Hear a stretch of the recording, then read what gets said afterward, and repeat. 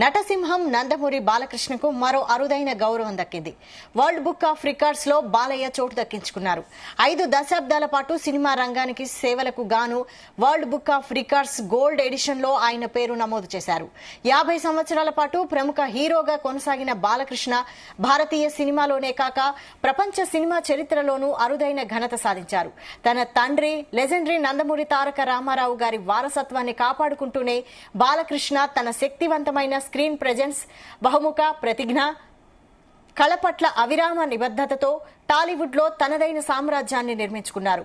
విభిన్న పాత్రలలో నిరంతర ప్రయోగాలు, సవాళ్లను అధిగమించి ఆయనను సినిమా పరిశ్రమలో అజేయ విజేతగా నిలబెట్టాయి.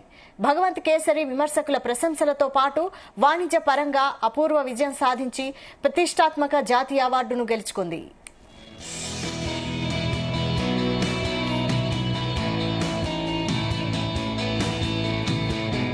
బాలయ్యకు వరల్డ్ బుక్ ఆఫ్ రికార్డ్స్ లో చోటు దక్కడంపై మంత్రి లోకేష్ హర్షం వ్యక్తం చేశారు. మిమ్మల్ని చూస్తే గర్వంగా ఉందంటూ ట్వీట్ చేశారు. బాలకృష్ణ సినిమాల్లోనే కాకుండా రాజకీయాల్లోనూ రాణిస్తున్నారు. ఆయన 3 సార్లు ఎమ్మెల్యేగా గెలిచారు. అఖండ, వీరసింహారెడ్డి, భగవంత్ కేసరి సినిమాలతో వరుసగా 300 కోట్ల సినిమాలు అందించారు. కేంద్ర ప్రభుత్వం ఆయన్ను పద్మభూషణ్తో సత్కరించింది. బాలకృష్ణ గత 15 సంవత్సరాలుగా Basavatarakam Indo American cancer hospital chairman గా సేవలందిస్తున్నారు. ఈ సేవలు కూడా ఆయన గొప్పతనాన్ని చాటుతున్నాయి.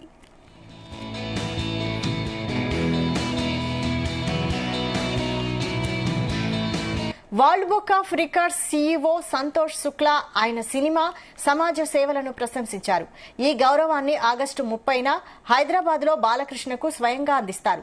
ఈ సందర్భంగా బాలకృష్ణ కుమార్తె నారా బ్రాహ్మణి సంతోషం వ్యక్తం చేశారు. తన తండ్రి సినిమాలో హీరోగా 50 ఏళ్లు పూర్తి చేసి వరల్డ్ బుక్ ఆఫ్ రికార్డ్స్ లో స్థానం సంపాదించడం పట్ల గర్వంగా ఉన్నట్లు తెలిపారు. బాలకృష్ణ తెరపై గొప్ప నటుడు, సమాజానికి దయగల నాయకుడని, ఈ ప్రపంచ గుర్తింపు ఆయన అద్భుత ప్రయాణానికి నిదర్శనమని ఆమె పేర్కొన్నారు.